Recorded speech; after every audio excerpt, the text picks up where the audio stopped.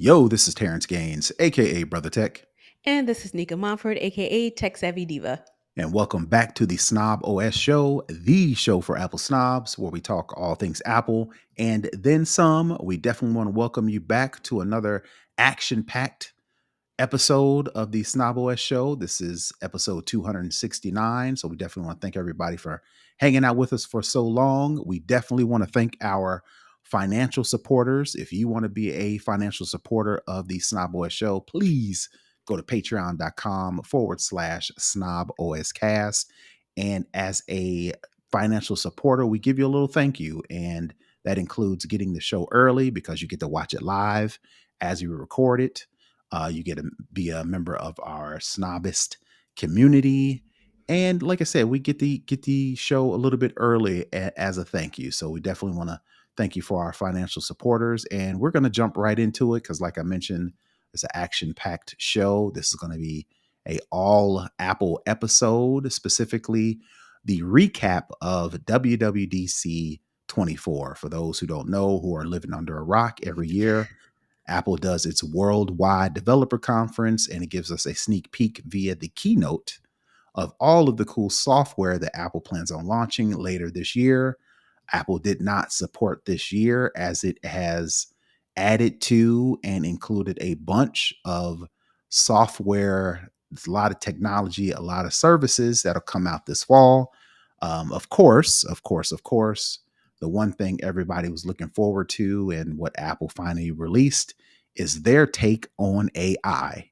And what Apple calls it is Apple Intelligence. And I'm reading straight from their press release introducing Apple Intelligence, the personal intelligence system that puts powerful generative models at the core of iPhone, iPad, and Mac. So, unlike the AI offerings from OpenAI, the offerings from Microsoft Copilot, a little bit, but mostly like OpenAI, Gemini, and Copilot. Most of it has been online offerings. And what I mean by that is it uses information from the internet to create, to train, to create, and to offer that intelligence to end users. So if I go to Copilot, Gemini, OpenAI, or ChatGPT rather, and put in a query, it's going to use the information from the internet to provide the best answer. And that's what hmm they are calling AI. Again, it ain't intelligent because it ain't thinking for itself, but the moniker we use is AI. So we just going to have to run with it, right? Apple's version is doing something a little bit, and what I mean by a little bit, a lot different because they are not using the data from the internet. It's not training its services and its offerings from websites, from, social media posts, from wikis, from any of that stuff.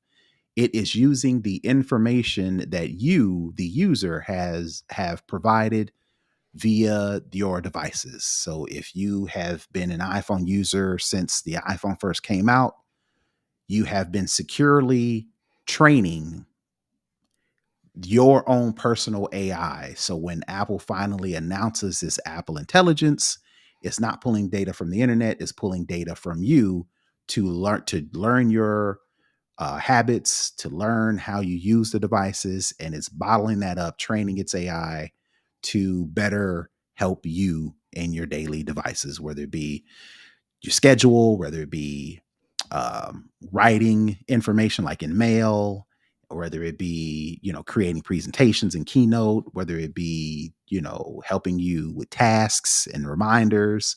All that's coming from you. It's not coming from the internet. It's not scraping anything. It's not pulling in anything, which reason why I'm bringing this up, it's less likely to have false information or misleading information. Unlike the internet, like we say, garbage in, garbage out, we know the internet can be the best, worst place on earth. So, you have to take what you get from the internet, not necessarily with a grain of salt, but you can't take that as the ipso facto when you're doing a query. Unlike Apple's intelligence, it's pulling information that you have given it. So it's much likely to be more, in my opinion, to be more useful and also to be more secure, because of course Apple went to links to let you know that this is all secure. It's most of it, 90% of it is going to be on device. So it's not going to be sharing information with Apple. There is a section they call it Apple Private Cloud Compute. And basically, what that's going to do is accelerate the ability to create this information and serve it back to you. But then, even with that, Apple's like, it's only going to run on Apple M1 servers. It's not going to share information with Apple. We're not going to be able to pull that information. All we're going to use Apple Compute for is processing power and synchronization, to be able to synchronize the data it learns, the data that it gives to you, sharing that, syncing that across your devices. So that's pretty. I want to say that's pretty much, but that is the ins and outs of Apple's intelligence. Of course, they're going to incorporate that into all of its native applications, from mail to calendar to contacts to messages, you name it. Apple is going to utilize its Apple intelligence on the devices to give you a better experience. So, real quick, what was your take on the whole announcement of Apple intelligence?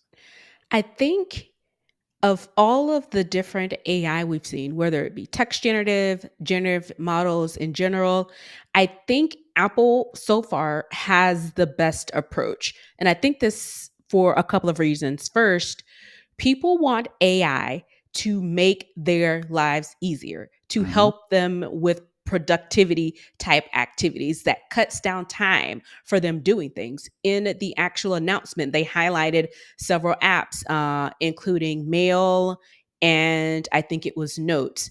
And the Apple person who was talking about this, she kind of put it around her picking her mom up from the airport and doing lunch. And so the email was able to pull up the mom's flight information, and at the Hmm. same time her mom had mentioned some restaurant they were going to go at in her text messages.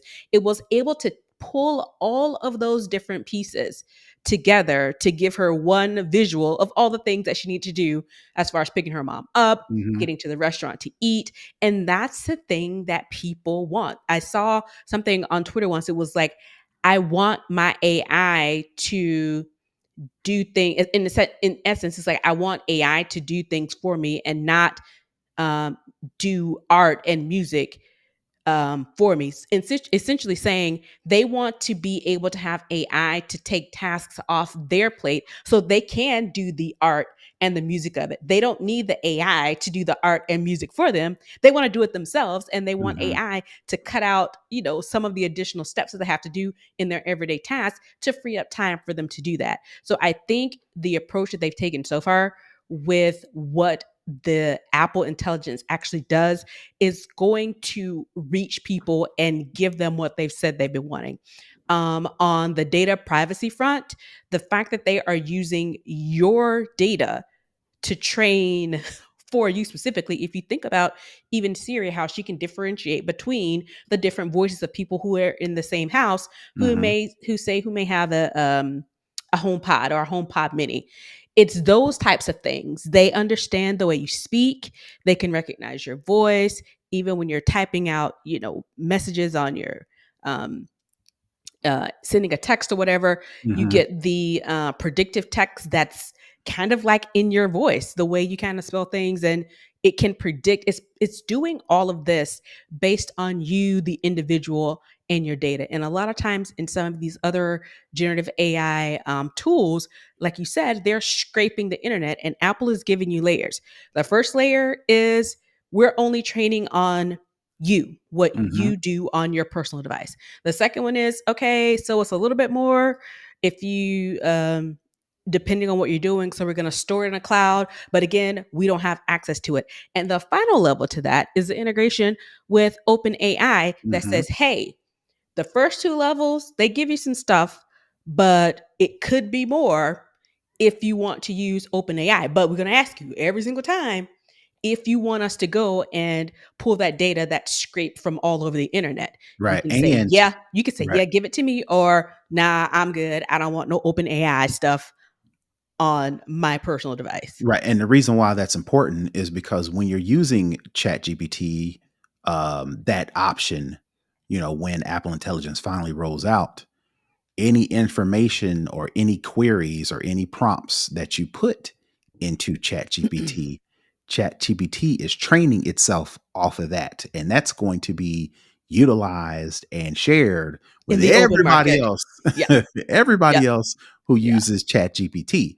Unlike Apple Intelligence, any queries, any searches, any helps with rewrites, Apple does a good job of kind of breaking down how it's going to use this to help you write better notes, write better text Giving messages, you multiple options, and write better. it iterates over it again. If that's not quite what you want, we'll give you another example. Yeah. Right. It's going to help you write all better email messages, blog posts, all that information that you're giving it, those queries, those prompts, those rewrites, those suggestions.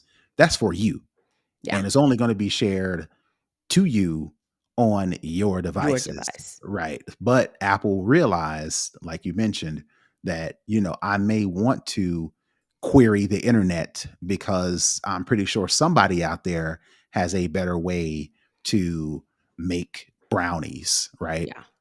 So I may want to ask the internet, hey, I've got eggs, flour, sugar, some chocolate chips, help me make the best, you know, 7-layer Brownies brownie. from Yeah, these from these seven-layer brownie. ingredients that I Right. have. From these ingredients that I got, right? Yeah. If you've never done that before, a Siri ain't gonna be able to help you, right? Mm-mm. But the internet may be able to help you. So Apple being able to say, all right, Chat GPT or Gemini or Copilot, when they actually add those integrations at the launch of Apple Intelligence, is only gonna be Chat GPT via OpenAI. But later, they're more than welcome to add, Google's Gemini or whatever the case may be.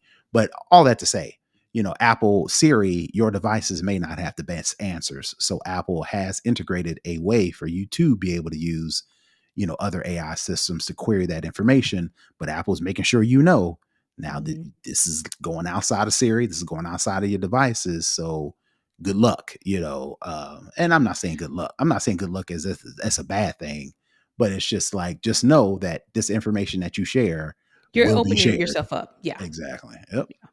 Yep. And that's we'll make sure putting links in the show notes about everything that's included with Apple Intelligence. It's a long It's a blog lot. post, and they kind of like you said, highlight the priority notifications. They highlight how it integrates and groups similar email messages into one thread. So if you have a particular subject that you've got multiple emails about, for instance, we were talking at the top of the show about how I pulled out of Apple stock too soon, and I've got a bunch of emails about confirmations on selling Apple stock, with Apple Intelligence. If I would have done that within Apple Intelligence, it would have grouped all those emails or those trade confirmations down into one section so I can quickly go through and see those versus trying to filter through my email inbox right now that's already full, that's got Mhm. tons and tons of messages. Apple knows that I've, got a bunch of emails about that. So it's like, hey, let's group all those together, So just going down the list of all the different features, they've got information in notes, they let you, what they call it, Gemoji. I forget the name of it. Genmoji. Genmoji, to where you can actually, similar to how you can draw an image in Copilot or Gemini or Chat GPT or not Chat GPT, that's not images. But anyway, you can actually create like your own emoji because it's taking photos that you have stored of yourself in the Photos app, and it gives you a animation. It doesn't give you a real life A thing because caricature. What is it? How do you say it? Caricature? caricature, yeah, caricature. Yeah. Not a real photo Right, image, but because what a Apple yeah, doesn't want you to cartoonation do, of you. right? Because what Apple doesn't want to do is give you the tools to be able to create deep fakes of Yeah. anybody. So any sort of imagery that you use Apple Intelligence to make is going to be emojis. It's going to be that Genmoji, to where you can create an avatar of yourself, and you can put that in different scenarios, like at a birthday party or at the bowling alley or at the beach or whatever Yeah. the case may be. But it is going to be an illustration or an animation that you can't necessarily fake off as something real, because Apple don't want no parts of that. So Right. that's pretty much the ins and outs of the Apple Intelligence. Important thing to note that you want to keep an eye on at the launch: Apple Intelligence via Siri, because you'll actually invoke Siri to kind of start these queries or start these conversations or prompts. It'll only be available on iPhone 15 Pro and iPhone 15 Pro Max, in addition to any iPad or any Mac that has at least an M1. I'll have to confirm that. Yeah, I think But they said at least M1. okay. So any Apple Silicon Mac and any iPhone 15 Pro or Pro Max. So if you are hyped about getting, Apple's version of artificial intelligence, and you've got an iPhone 12 or a 13 or a 14 or a 15, you may want to consider, when those new devices roll out, I'm pretty sure they're going to announce the iPhone 16, I would 16. guess.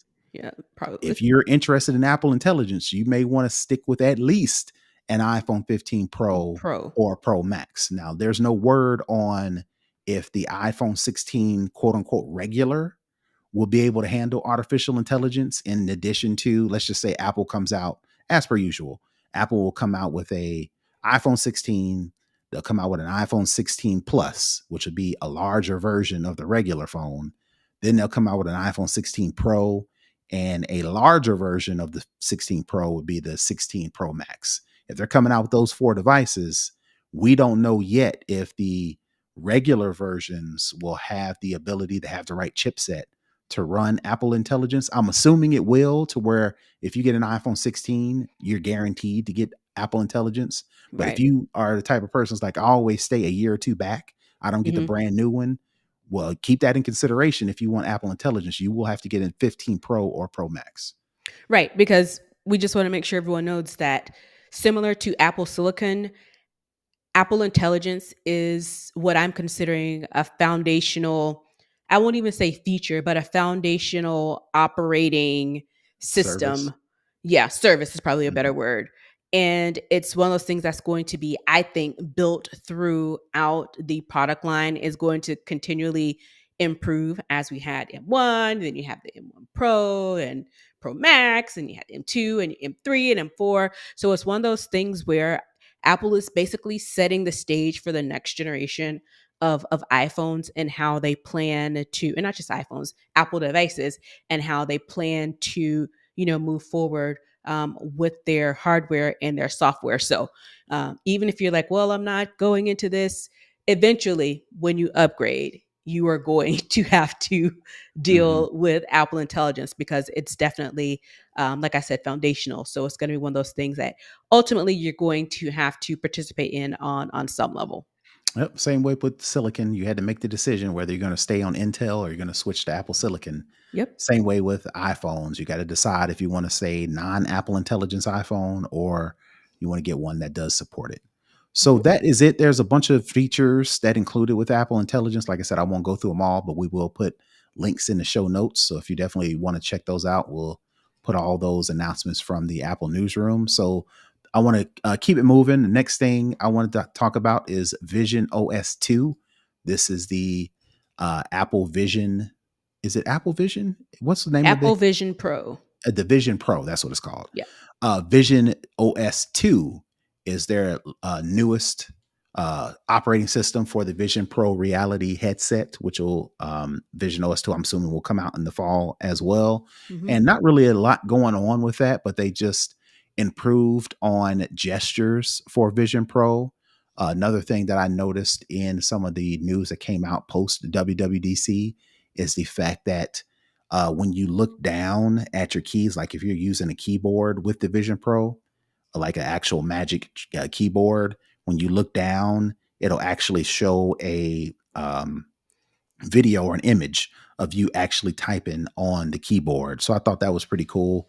They'll Hmm. have different gestures for if you want to go to home, like the home screen in the Vision Pro. And if you want to go to Control Center, they've got new gestures for that. And they Hmm. also have uh, better uh, better display for spatial photos and spatial video. So if you do have a iPhone that can take spatial video and spatial photos, VisionOS 2 does a better job of displaying that on the Vision headset. So that's pretty much the gist of I will Vision say OS 2. it's one more thing I wanted to Okay. mention about Vision OS 2. So inside the headset, you get kind of like a display screen. Hmm. So, you're seeing whether it be your desktop and you move things around. They've now expanded the capabilities of the virtual display.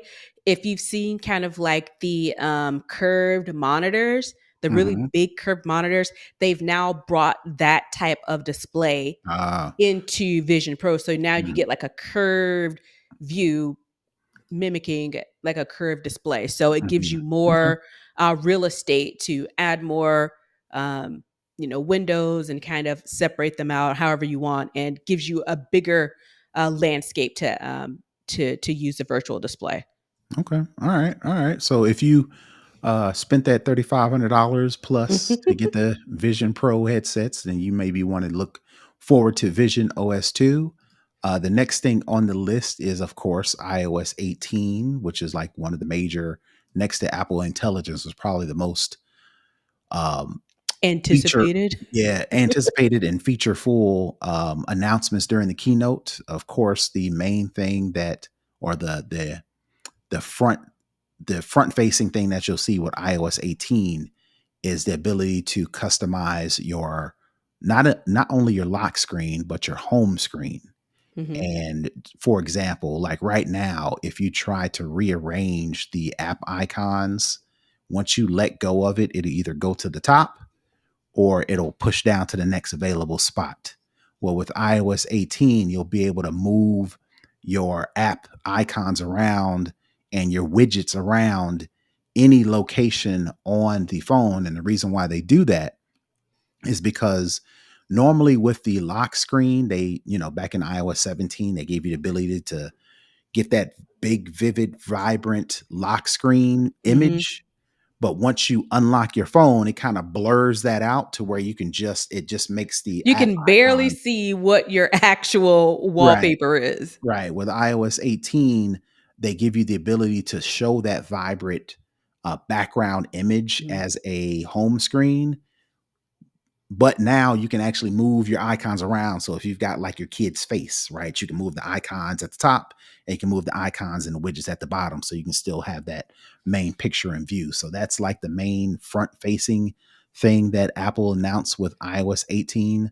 A couple other features include the ability to tint and change the colors of the app icons. So if you've got like in the press release, they've got a picture of a woman in this flowy red dress. And with iOS 18, you can have the ability to tint the app icons that red color in that red dress to kind of match. So it all kind of looks and blends together. So if you've got like a frog, if you love frogs, and you take a picture of a frog and you got a frog as your home screen, you can tint all of the app icons to that green, to a greenish color to kind of match the image that you're using for the home screen. That was a Yeah, you main. if you Go ahead. remember, Go ahead. I can't remember, was it iOS 17, and people were selling Yep. Yep. custom icons, Yep. Yep. and people were customizing their home screen to Mhm. match an aesthetic or whatever. Mhm. And this to me is kind of filling that need of having, because it did take a little bit of Work. work and Yeah, configuration you had to to use get those shortcuts. icons in. Yeah. Yeah, to get it to look. It made it look like it was easy to do, and it's like, nope, it actually takes a bit of effort. So I think Yeah. this is Apple's way of saying, okay, we hear you. We We see what y'all saw that doing. there was Yeah. a need and a desire for you to customize your phones and your devices more to you, because I mean, people like an aesthetic. I love an aesthetic as well. Yeah. So My this is their daughter, way with my which 14 one? year old, my 14-year-old went through the process. She loves blue. So she Hmm. went through the process to blue eye to add all the blue to her home screen and lock screen. And she used I think it's like a Widget Smith is an app that you could Hmm. It download. is. and then Yep. you had to make shortcuts. So I was like, all right, I see you, I see you. But now the Mhm. Apple's like, all right, we taking that now. We gonna do it. We're gonna integrate that into iOS 18. So And still within the Apple control, it's still like we're gonna loosen the reins, but we're not gonna give you everything. We're gonna give you a little bit right, to kind of give you what you're looking for, but we're not gonna give you over the complete reins. So I think that's one of those things that they saw and heard from their customers, and implemented it in their own way. And I do appreciate that because I am an aesthetic girly and I like things to match. So this is right up my alley for sure. yep, yep, yep. Speaking of customizations, Control Center, you can add more icons to the Control Center, and you can also create Control Center themes. So you can go from like your main Control Center to like a music Control Center that'll show you the current music playing. It'll show you the controls for the music. It'll show you the ability to select different speakers. So if you've got like home pods or you've got other AirPlay enabled speakers, you can create a control center theme that's just music.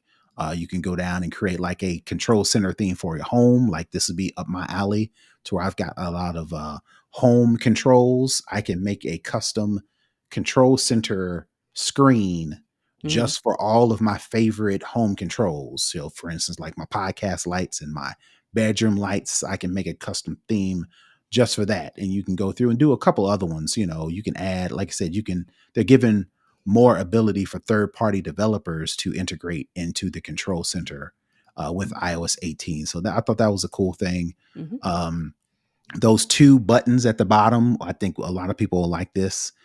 On the lock screen, you can add the option to add like two buttons at the bottom, and the two Mhm. buttons are the camera and the flashlight. Well, Flashlight. with iOS 18, they give you the ability to change those to pretty much whatever, to create a quick note, to I don't know, I don't know, whatever you can think of, you can add Whatever feature you use the most, you can likely put it as these two little buttons. icons on the lock Yeah, screen. yeah, Yeah. yeah, yeah. One of the things that I asked for that Apple has decided to do for iOS 18 to give you more customization of the action button if you have an Mhm. iPhone 15, so you can get you much more buttons that you can add to that.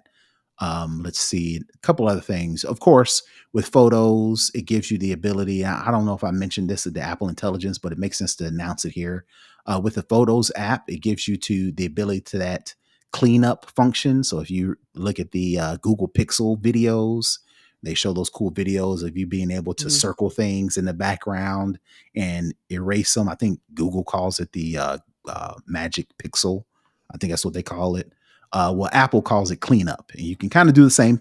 Not kind of, you can do the same thing. If you've got like an object or a person that's kind of messing up your perfect shot, you can circle around it, and they'll quote unquote clean up some of those images. Another thing that I am looking forward to, because I have a ton of pictures of my kids and of my family, and every time we do something, for instance, like we went to Mexico for spring break, and every time I tell the family, I'm like, look, take all these pictures. Make sure you put all the pictures that you took into the quote unquote spring break album, because I'm going to make a slideshow and I'm going to make a video. And every year I don't. So I'm interested to see how well Apple does with creating those memories. They call them collections. They're making it easier for you to actually, and of course, it's using the Apple Intelligence to pull all the images that you've taken in a similar place or at a similar day at a similar time or at a similar location, and they're making that collections and memories feature more robust and more customizable, so I can actually make it easier to me to create those photo albums. Because every time I'll look into my photos and I see those memories, and it's like, oh man, I was supposed to do that you know Now Apple's making it a little bit easier A to do little that, bit easier, so right? maybe I won't have to. I'll just Yeah. depend on Apple It'll to. build it out for you. Yeah, It'll exactly. get all those images and kind of collate them together, pick a song for you and everything, and say, Right. "Hey, Yep, there yep, you go." yep. A couple other things, of course, with messages, they kind of on the slide. I think Tim Cook may have said it in passing, but it is RCS support. Compatible, yeah. Yeah, for messages. So if you have Android brethren that you want to include in a group chat, you can now include, well, not now, when iOS 18 releases, you'll be able to include them in a group chat and they'll get the same functionality, not the same, similar A functionality. better, yeah, Right, right. And I don't want to say the same. You no, know, for instance, like in iOS, you can send a message and say, "Hey, I'm on the way." And instead of you saying, "All right, thanks for telling me," you can like do the tap backs and do like a thumbs up to let them know you received it. Well, if you are doing that in a group chat with an Android person, they're not going to see that. They're going to see something totally different. Well, now yeah, with some of those tap backs will be included if you have an Android, if you're messaging with an Android person, because they now support RCS. So you'll get better photos, you'll get better videos, you'll get better emotions, you'll get better emojis, and you'll get those better tap backs now that Apple has decided to include RCS or support RCS in messages. yeah. So, He just threw that in there because if you remember, we've talked about this before. mhm, Google was begging Apple to do it, trying to bully them into doing it. I think Facebook was trying to bully them into doing it, and I mhm. think Apple had the capability the whole time, but they were like, nobody's going to rush us and tell us when to do it or what to do it. We're going to do it when we want to. And It's not not like only we're that, we're not going to do it your way, because right, Google for the longest was not what they were not just pushing RCS. They were pushing Google's version of RCS. What Apple has done which they is knew was stupid that Apple wasn't going to do that. Like what? so what Apple did was, well, we're going to adopt the carrier's standard RCS. So AT&T, T-Mobile, Sprint, all those other ones that they support RCS as well. Apple was like, all right, we're going to support that standard coming from the carriers. We're not going to accept or support Google's version, which if you have an Android and you use a carrier, you'll automatically be included in the Apple's version. Now, if you decide to do Google RC or whatever Google's calling it, then you got to decide, or the compatibility. I'm not sure Yeah, about all that. I'm just telling yeah. you that, if you have an They Android, support the carrier version of RCS, not specifically the Google version of RCS. So it's definitely, anyway, it wasn't going to be a one to one. And it's definitely not even more going to be a specific one to one with Google. So right, you wanted support, you got it. It may not be the way you want it, but right, at yep, least you got it if you were really on that wave. But yeah. yep. One of the cool things that I thought was pretty cool, well, I've been using in my own way, but Apple's decided to support it, is they have launched in iOS 18 a passwords app that's going Mm, to look a little bit nicer, and it'll be an actual app. Because what I did was, when Apple announced password capabilities, I actually created a shortcut. I used Apple's shortcut and created almost like an app icon that says that I named passwords. And basically what it is a script. So when I click on the passwords icon, it runs this script that says open up iPhone settings, scroll down to the password iCloud, and then go to the password section and then open that up. So that's kind of like my passwords app. Well, now with iOS 18, they've actually built and created the password app. Of course, they're using Apple Keychain, but it's more cleaned up. yeah. It's more of an app And feel. less steps because you have to go to settings, then you got to scroll down to passwords Right. and yeah. Yep, yep. So you don't have to do that. It's a separate app. Again, it'll give you the ability to utilize Keychain. It'll synchronize across your iPad, your Mac, things of that nature, and it'll give you the ability for those who don't use it. You can create two-factor authentication for certain apps and certain websites. All that's included in the Passwords app, which Apple is looking to replace, or serious competition at the least, for the last passes and the one passwords that are Mhm. currently people are using. Because if you're already using an iPhone and you're already using Apple iOS 18 and you're already using Keychain for like Safari, a lot of people may not be using the passwords functionality on the device. But if they use Safari to save passwords, you're using Keychain. So there's like, just come on in and use the ecosystem all the way through and just adopt the passwords app. So that's one of the features I wanted to highlight.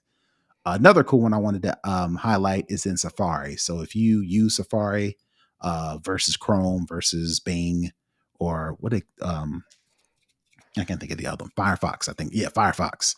If you're using Safari and you're going through like a website and they've got Mhm. a contact location, in the past, it would underline it. You can actually call from the website.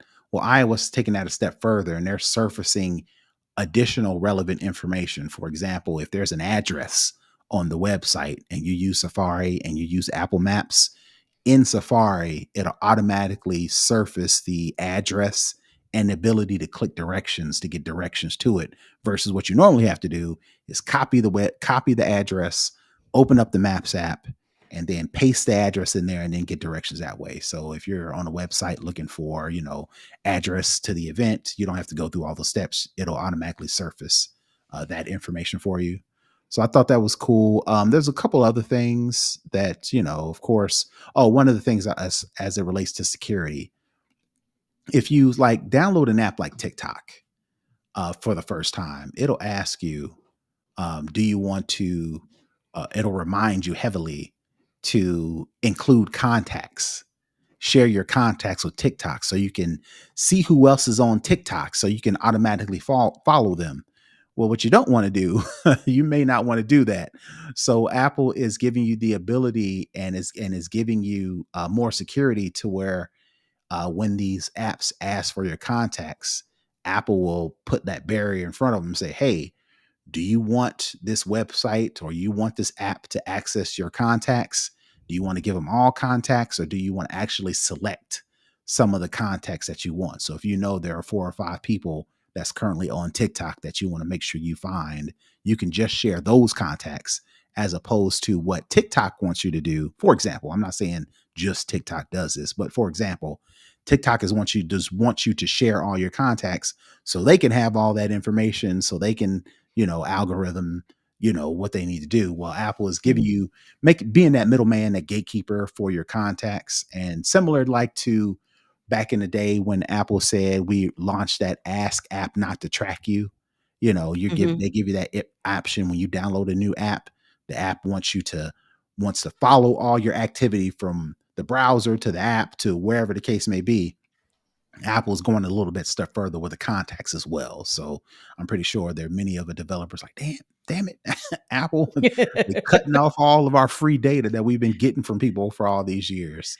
Right. You're really, Mhm. putting, with this latest version, they're really going to put a lot of people, I won't say out of business, but I think it will do a bit of a ding, particularly on the password side of things, Mhm. from some of those companies that do this. They're really honing in on some of the features that we all care about, and providing them natively. Again, there are people who won't upgrade, but for a chunk of people, it's like, hey, bud, what are you doing? You're Yeah. taking away some of my stuff. Right, right. And my thing is I'm already paying for the phone. I'm already paying for the Apple services. Why then spend more money for another service that Apple already supports, that's included in the purchase of the phone and included in the subscriptions for the services for Apple? It's like I might as well use that. There are some people logically, legitimately so say, nah, I don't want one company to have all this information, because if something happens, I'm losing everything. I'm of the mind of, it's much more easier to consolidate all this into one package. And Yeah. if you are the other way and you think that I want my picture separate and I want my email separate and I want my Mm, contacts separate and I want my calendar separate, that's fine. Just know that Apple is, making sure that that we offer that too, and it's already included. So, if you want to yeah. use it, then, we're trying to make your life a whole lot easier and more secure, because we've heard about some of these password managers with all this security and all this privacy getting hacked on a Getting regular. So, hacked. you Yep. got to take Yep. that in consideration as well. Yep. So again, there's a And whole, go ahead. Go ahead. I was just gonna hit two quick things left for me. I just had a deja vu when I said something about, "Hey, buddy," and then you said something. I was like, "That's a complete deja vu." But the other thing is, I want to say, I think we talked about this a few weeks ago. There was a feature that they were supposed to be bringing into iPhone that was similar to Vision Pro with the eye tracking. They Oh, didn't right. talk about that. Oh yeah. That's something that you So was looking for, right? yeah, Well, and I'm like, "Hey, buddy." well, not with the eye tracking, but we were going to get down to it, but we might as well jump into it now with the AirPods. The AirPods Pro gives you the Mhm, ability with the gestures. So if you're in a mm, subway or with the you're in a busy, nodding. right, when you're in a busy place and you get a phone call and you've got announce calls turned on and Siri says, "Hey, you have an incoming phone call from Terrance," but you Mhm, may not want to answer it right now, and your hands may be full, so you can't get your finger up to tap the whatever. With the AirPods Pro and the newer versions, newer firmware, you'll be able to shake your head yes to answer the call, or you can shake your head no. For those listening, you have to pretend I'm shaking my head and up and down. But for my, Patreon supporters who are watching this live, you can actually shake your head yes, and it'll actually answer the call for you without you having to say answer and sounding Or weird. tap the little Yeah. yeah, little So they're adding sensor. that. So while it's not doing eye tracking, it's not tracking your iOS is not tracking your eyes to unlock and open things. It's using gestures, on a smaller scale. So, Yeah. and that's Maybe they'll surprise me and bring it. yeah. So that's pretty much the gist of it. There are a couple other features like the ability to um, tap the cache from device to device, without Without having to share. without having to share contacts, without having to share personal information. Like if me That and probably would have helped that lady who got scammed by the kids with the candy. yeah, exactly. Making that a little bit more secure. Um, that's pretty much it. Oh, the one thing that I applauded Apple for, what like we mentioned in the top of the show in the pre-show, the ability to integrate reminders into the calendar app. So basically, what happens is I have reminders that I just have regular reminders that anytime I open the reminders app, it'll show me a list of those things I need to do, a checklist, if you will. But there are also some reminders that I put dates and times to, like for instance, subscriptions. Like if I open a subscription and start it and I'm not sure I want to keep it, I immediately say, hey, remind me to cancel this subscription 28 days from now, right? I've put a date to that subscription, right? So with this new integration with iOS 18 in the calendar, anytime I open up the calendar and I look at all the schedule of things, some of those reminders that have a date and a time to them will integrate into the calendar and I can check them off or just remind me that, oh, okay, yeah, in addition to going to the dentist, in addition to picking the kids up, I have that reminder to cancel the subscription on this day. So that's just a cool feature that I've been waiting for the longest because I couldn't figure out. I beside myself with amazement as to how Apple has never included that, but they Yeah. have finally. So Finally. that's a check. That's a check off my list. All right, getting into iPadOS 18, probably the most interesting thing, the most for whatever reason beloved Revered. thing, revered thing that Apple included into iPadOS 18 is the standalone calculator app. I mean, I guess if that's what you were waiting for, if you need a huge, gigantic calculator, now you got it in iPadOS 18. But Apple does what Apple does. Instead of just giving you a feature that you've been begging for years, they up the ante. And basically, what they call it is math notes.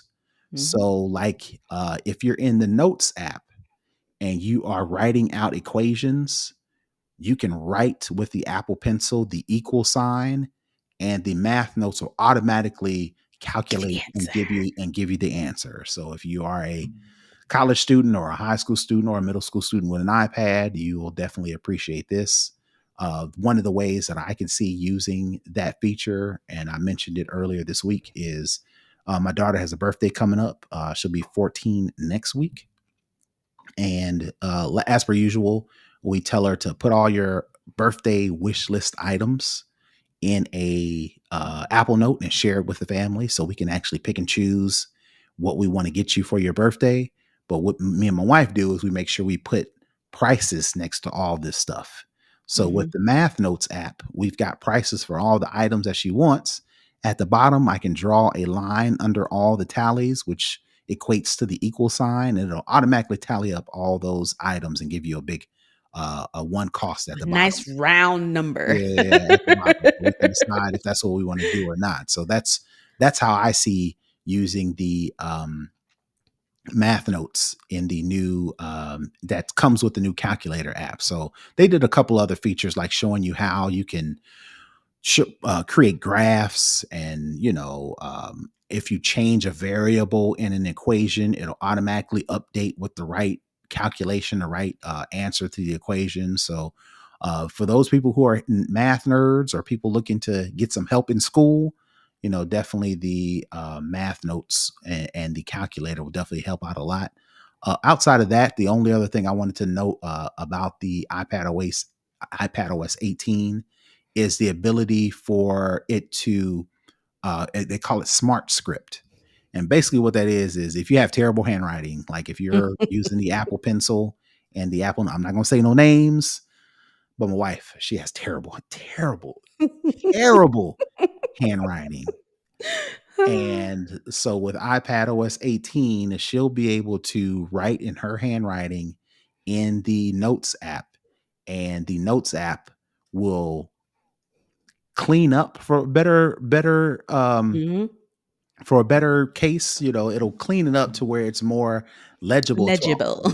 almost to where it'll create your own personalized font based Mhm. on how you write. So if it notices that you write your D's a certain way, or your A's or your I's or whatever the case may be, it'll kind of learn how you do that and create like a smart script, Yeah. your own little font that will be, recognizable. And the cool thing about it is when you copy like content from a website and you paste that into the notes, it'll actually paste it in that smart script versus pasting it as text, which will kind of mess up your whole aesthetic for your notes. So I thought that was pretty cool. Yeah, this is where your machine learning comes in, Right, right. Hmm. because it can take the curvature, and this is where from like the math notes, I'm interested to play with this because I want to see how complex I can get with the equations for it to Hmm. give me an answer. But it's one of those things where it can calculate the curve of something to figure out what the letter is and Hmm.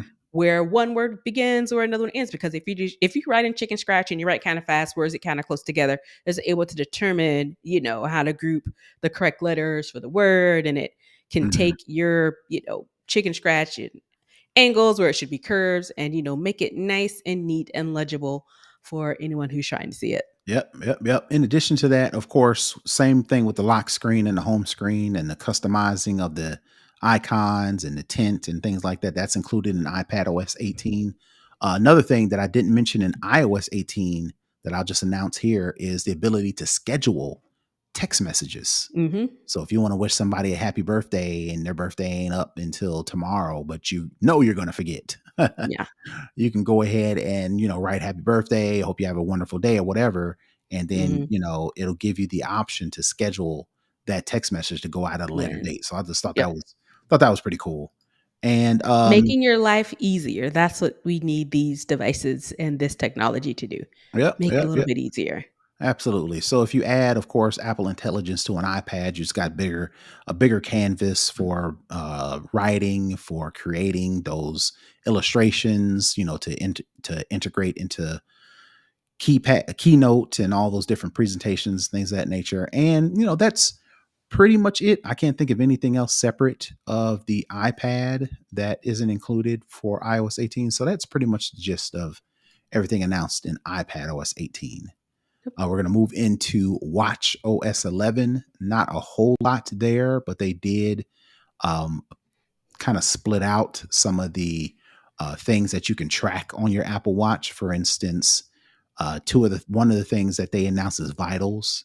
So instead of in the health app on your Apple Watch, you see all your separate apps that give you your heart rate, or you can check your blood oxygen level. Those will be split out in a separate vitals app, so you can kind of see those and track those. In addition to cycle tracking and pregnancy tracking, all of that will be included in the vitals app. And then there was another one called training load. And basically what that does is gives you the ability to kind of see how you're exercising, see how you're working out, and it'll measure your heart rate, it'll measure your output, and it'll kind of give you a baseline. And if you are operating below or above that training load, and you can kind of see that and visualize that to where to give you better indications on whether I need to work a little bit harder to match Mhm. my previous training load, or I'm a little bit too high and I may need to tamper it down a little bit so I don't overexert myself. They're adding that into that training load, so it's just a new way to be able to see and track your anything that you're tracking. So I wanted to outline that. That's pretty much it in Watch OS 11. I'm pretty sure there's a couple other things, the ability to add different third-party apps to the stack. At watchOS 10 announced that stack to where once you roll the digital crown, you can customize certain information. So you're giving you more ability to customize that stack. And that's pretty much it that I can think of for watchOS 11. Of course, they've got more things that you can customize in Apple Fitness Plus. That kind of goes hand in hand with the watch app when you're exercising, the ability to add, like I mentioned with the stacks, to add check-in. So if you are out and about and you want to let somebody know when you're going to check in for safety or whatever the case may be, you can add that to the watchOS app. And that is about it for Yeah, watchOS 11. it Of was pretty course, light on watchOS. yeah, same thing with iOS to tap to cache. You can do the same thing with the watch. Another thing that I didn't announce in iOS 18 that you can do on the Apple Watch is enhanced ticketing. So basically, what that is, if you bought a ticket to a movie or you bought a ticket to a concert or a sporting event, in addition of just pulling up the ticket itself, it'll surface information like what time the event starts, what time concessions or what gate you need to go at based on your ticket, based on your seat. It'll tell Hmm. you what gate you need to go to, the quickest gate, things of that nature. So Yeah. I thought that was pretty cool. And that is pretty much it for watchOS 11. Um, well, I guess we can move into macOS Sequoia, which is the Sequoia. which is the new name for macOS. What was the version before that? It We're on is, Sonoma now. yes, we're on Sonoma. Now they've moved up to Sequoia. And basically all Treat. the yep. Yep, exactly. When they were announcing it, I was thinking Redwood. I thought I was gonna call it macOS Redwood, but it was macOS. So Uh-huh. I was like, oh, macOS Sequoia is better than Yeah, macOS sounds better. Redwood. But with macOS Sequoia, of course, all the things that I mentioned in iOS and iPadOS 11 are coming to macOS Sequoia. I'm sorry, 18, iOS 18 and iPadOS 18. I want to make sure I get it right. Same of those features are coming to macOS Sequoia. One of the cool new things that's coming is screen mirroring. So basically, how this works is if you're in front of your Mac and you need to access something on your iPhone, but your iPhone is not at your desk, it's not in your back pocket, maybe it's in your purse, or maybe it's in another room, or maybe it's in a bag and it's locked. With the screen mirroring is you can actually open up, air quotes, open up your iPhone as a screen on your Mac, and you can actually control your iPhone while your phone is still locked. So let's just say the phone is in another room and your wife or your husband is sitting there, they won't necessarily see what you're doing on your iPhone because your screen will stay locked on your phone. But on the screen of macOS Sequoia, you'll be able to go through and control, like open up apps, that aren't necessarily on your Mac. So if there's a specific iPhone app that you want to quickly open up and check something that they don't have a corresponding Mac app for, you can actually use the screen mirroring to access that particular app. Um, One of the cool things, you can drag and drop pictures. So like if you need to pull a picture off your iPhone and open it up into your Mac, you can actually use a screen mirroring and drag and drop the photo from your phone, air quotes, from your phone screen to the actual Mac. So you can then send that off as an email or add it into a illustration or something that you're drawing. Um, let's see. Um, that's pretty much this. There's another thing. Stage Manager is terrible. I try to use it. I try to use it. I turn it on. It was so promising when they first announced it. I mean, we were all going up for it. I turn it on and try to use it, and then I just get frustrated and I just quickly turn it right back off. Well, what Apple has done with macOS Sequoia is they've created tiling, so you can actually create quadrants, for lack of a better term, to where instead of just being able to get two screens, one half of your screen is one application and another half is the other application, or you're using Stage Manager to where it kind of stacks all the open applications to the left or to the right, and you got to jump thumb through those. With the tiling feature, you can actually make boxes smaller. You can adjust the windows for applications that you frequently use to where you can have like 4 apps open at the same time, and they equally sized up to different quadrants on your Mac. So we'll see if that is a little bit better than Stage Manager. Hopefully so. I'm definitely interested to see how that works when you have multiple screens, because the Yeah. problem I was having with Stage Manager is it works if you're just on your Mac screen. But as soon as you add an external monitor or two, that's when Stage Manager, I can't drag and drop. I can't drag application windows as seamlessly as I can if it's just one monitor. So I wonder if it works better with an Apple display, but I don't know who's paying that yeah, because those those Apple things. displays are crazy Yeah, expensive. buddy. But Yeah, I'm buddy. thinking it may work better with Apple branded, Yeah, Apple created displays. But yeah, outside yeah. of that, it's not great. But yeah, Right. I have to say I was most excited about the iPhone mirroring Mm-hmm. because you can physically drag and drop files from Mm-hmm. your Mac Mm-hmm. onto your mirrored iPhone that's actually on your iPhone once you finally get to it. I think it's going to make it a lot easier for a myriad of use cases, and so Yeah. I'm pretty excited about that. Yeah. I can envision using it for instance, across all the social media platforms I have access to. I have access to all of mine.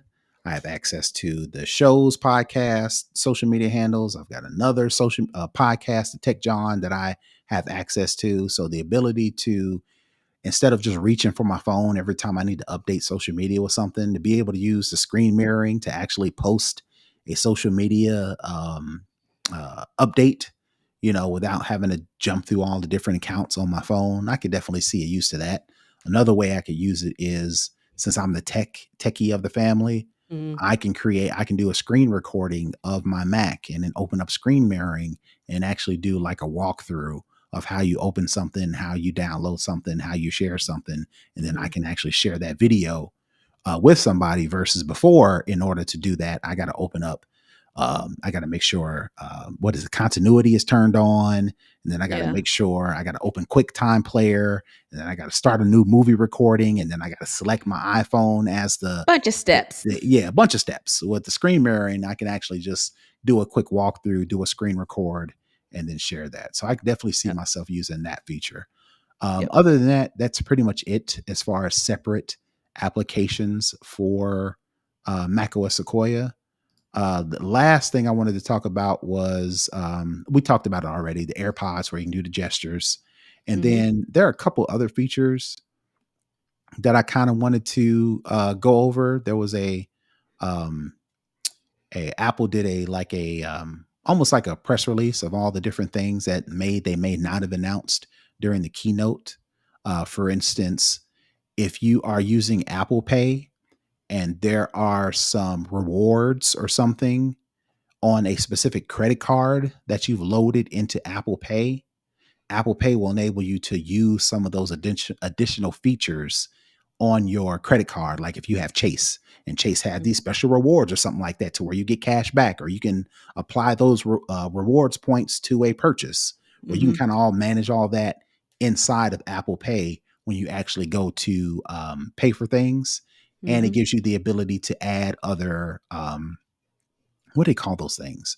To where you can pay later. That's what they call them, pay later. So, Oh, like, Apple Pay Later. Yeah. right, right. Instead of just only using Apple Pay later, they're giving you the ability to use things like Affirm. Only one I saw, Klarna. yeah, but the only one I saw that they mentioned in this feature is Affirm.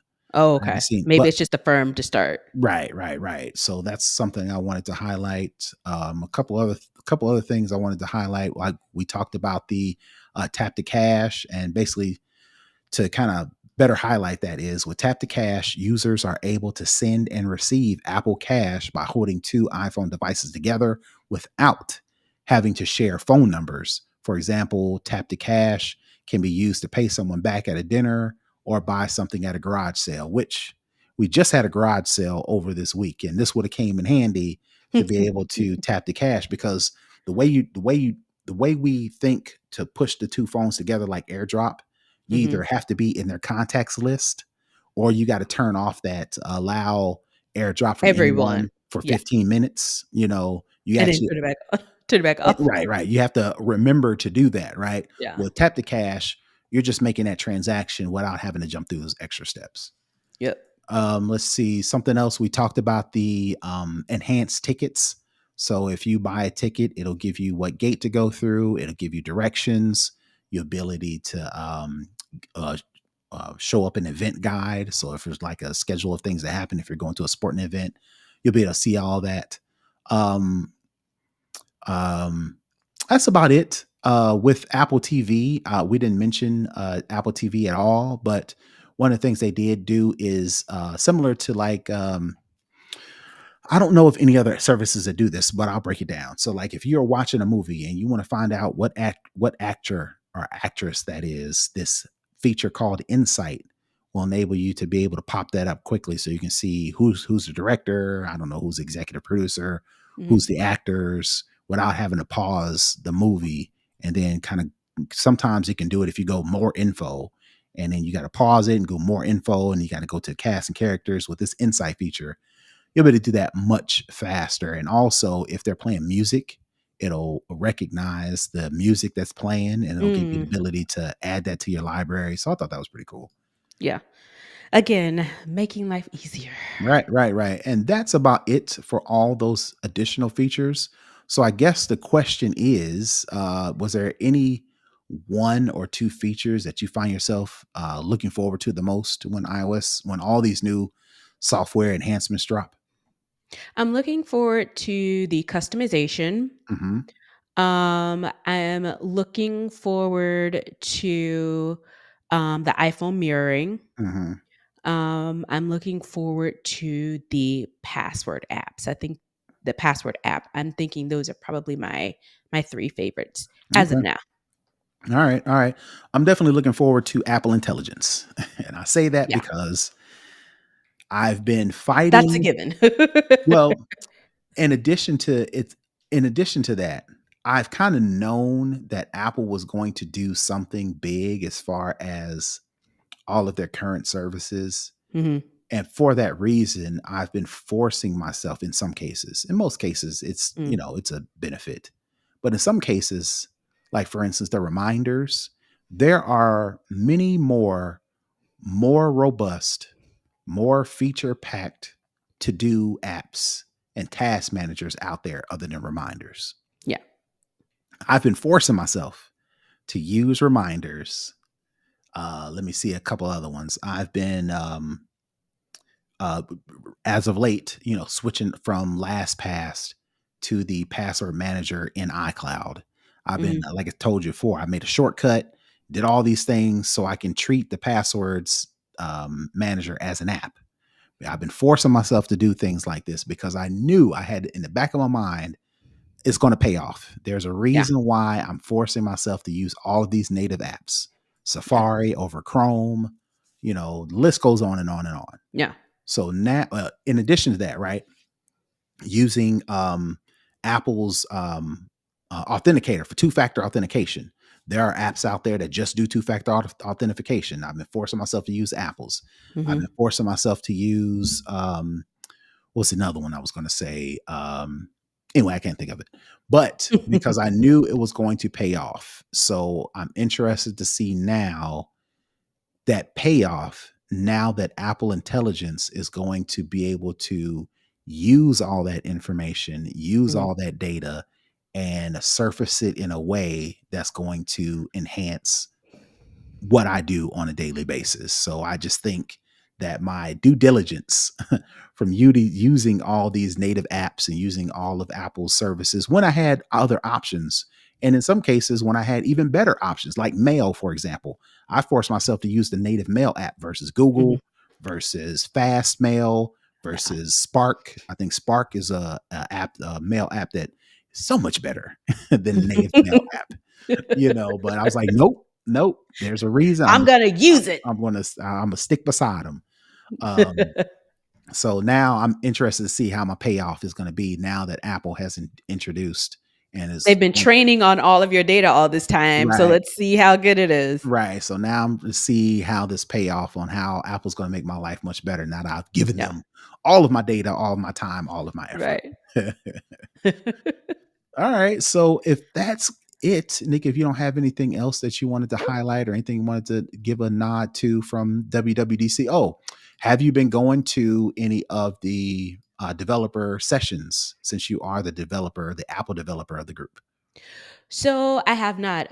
If you are a Patreon supporter, you know specifically why. But I've had some other things going on. It's been a very tech heavy activity events week for me. My little tech girl heart is like exploding because all the things. So I haven't had the chance yet, but I am.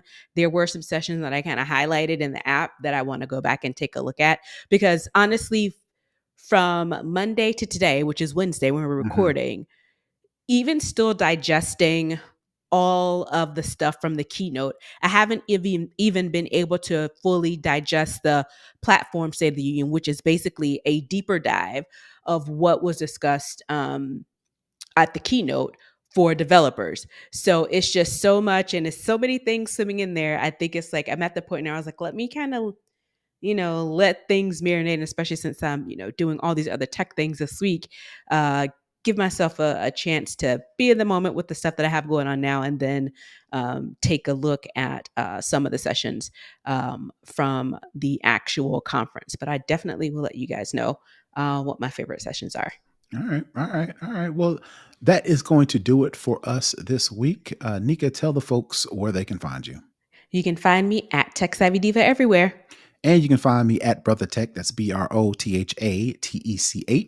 If you want to keep up with the show, you want to find out our social media handles, you want to be a part of the Patreon community. We lovingly call them the Snobists.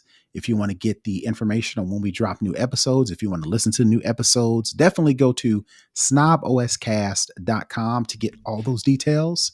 And until next week, we are out. Peace. Bye, everybody.